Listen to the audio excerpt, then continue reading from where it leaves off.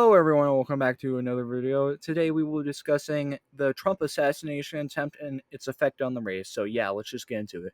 So, Trump, about a week ago, was nearly assassinated by an assassin, registered Republican, but not really a Republican because he donated to Act Blue and has a bunch of left leaning signs in his front yard. So, not exactly very Republican behavior. This was probably politically motivated. We're not going to ever get a motivation on it because this is the establishment and they never give answers when it's a political motive. So I guess we're just going to have to deal with the fact that we're never going to get a true motive out of this outside of the fact that he's a registered Republican, for one, and also he donated to Act Blue and has progressive signs in his front yard. So it's more so leaning to a progressive who got indoctrinated by the fact that everyone is calling him a fascist and Hitler, and he was crazy enough to actually, you know, take his life. And that is not very good at all. If there hasn't been an effective argument for cooling down the political temperature and to stop calling everyone you don't like a fascist and saying that this is going to be the last election ever because crazy people are going to take your word for it and then try and take out Hitler because, I mean, everyone would want to kill Hitler if he was still alive. So why not just kill who everyone is saying is Hitler? Why not just kill him?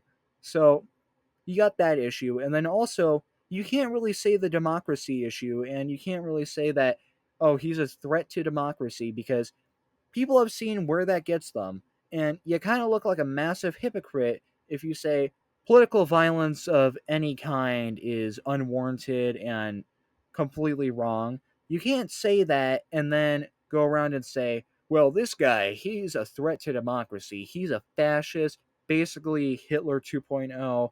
Everyone I don't like is Hitler. All of them are evil Nazis who are going to enact a Holocaust. You can't do that because then you're going to get another Trump assassination attempt, and you definitely don't want Trump to get his head blown off, because as soon as that happens, you think that the political division is tight right now and that it's fierce and people hate each other right now. Imagine if Trump got assassinated for real on the campaign trail while he's leading in the polls.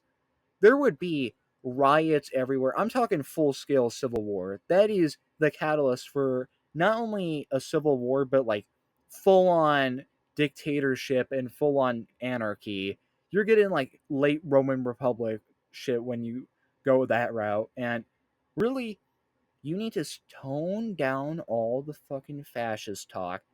He's not a fascist. He's not going to end democracy. He was the president for a term and he didn't do anything remotely related to fascism. He didn't do any of that.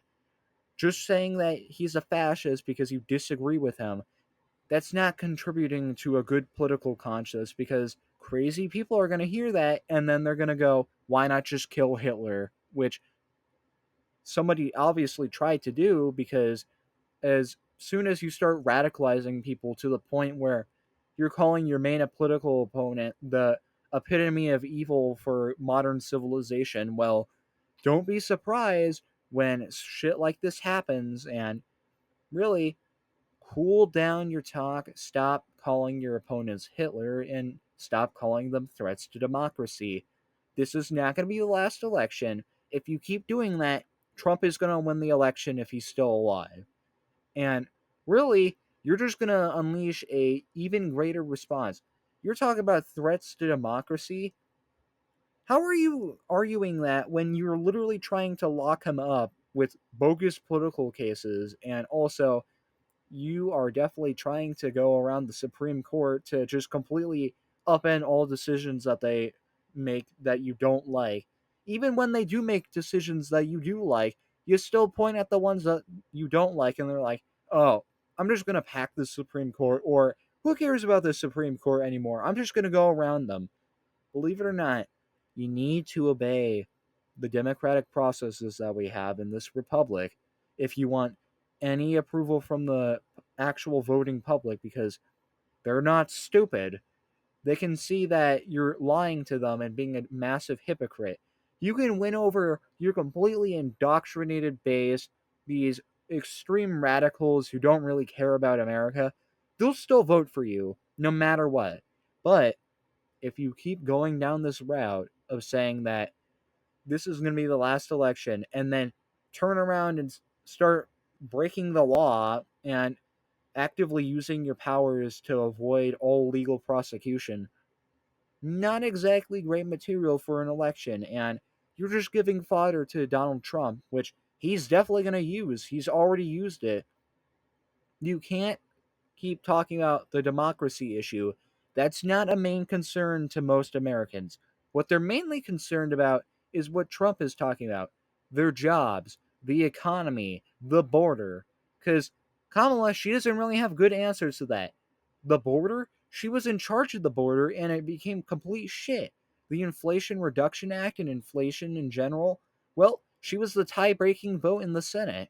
Also, crime, the rule of law, that sort of stuff is actually what people care about.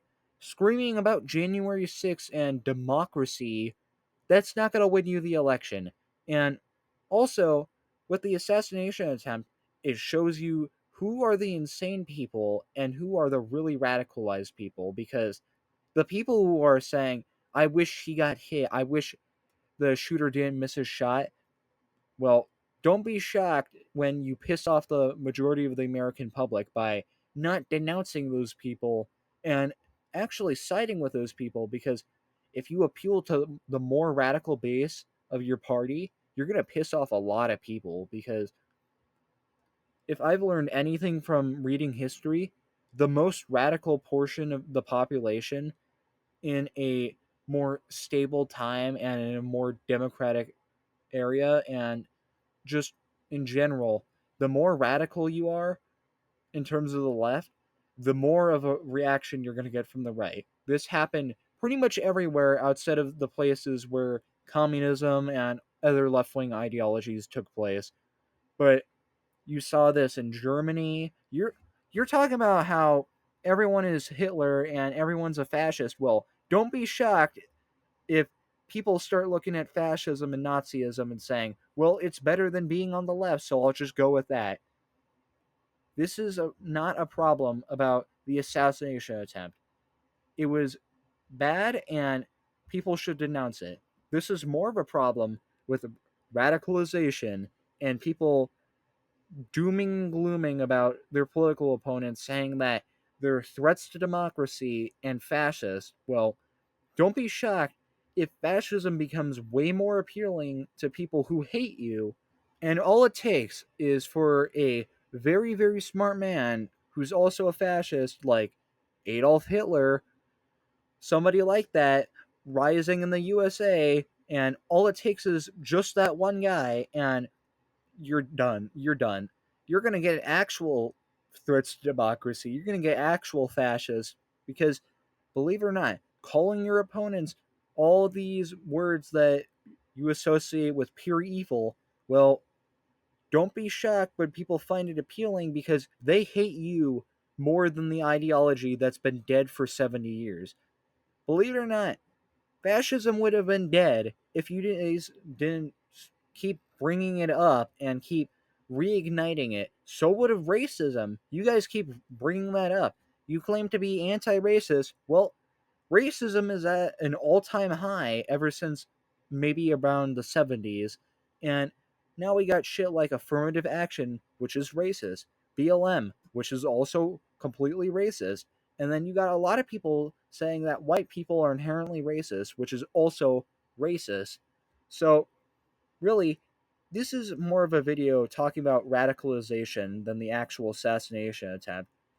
People need to stop being radicalized. Otherwise, we're never going to get to a state of sanity. We're never going to get back to 2000s politics because, believe it or not everyone back then was an insane radical who believed in completely radical beliefs.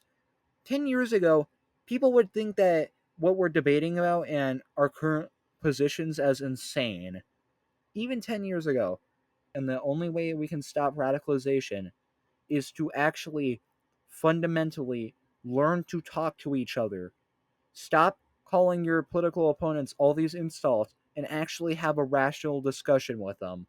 Believe it or not, you don't solve an argument by calling your opponent a bunch of names. That's not how actual debate works. Debate works where you both exchange ideas and then come to common conclusions so you don't become radicalized. Echo chambers are way too much of an issue now, and if you keep promoting that, well, don't be shocked if the right has a massive backlash against you and the empire completely collapses. But, anyways, I'll see you guys later. Bye.